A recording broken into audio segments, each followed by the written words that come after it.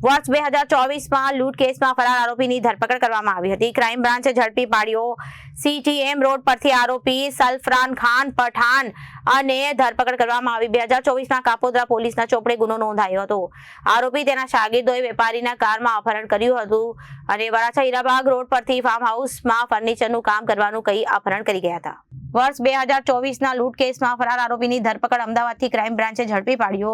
CTM road પરથી આરોપી સલફરાન ખાન પઠાણની ધરપકડ કરવામાં આવી।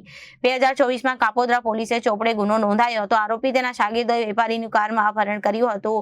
વરાછા હીરાબાગ રોડ પરથી ફાર્મ હાઉસમાં ફર્નિચરનું કામ કરવાનું કહી અપહરણ કરી ગયા હતા।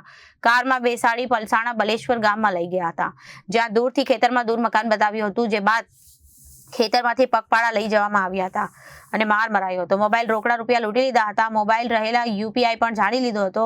રૂપિયા અન્ય ખાતામાં ટ્રાન્સફર કરી લૂંટ ચલાવી હતી। વધુ તપાસ કાપોદ્રા પોલીસને સોંપવામાં આવી છે। Reporter Arvind Rathod, Janadesh news, Surat.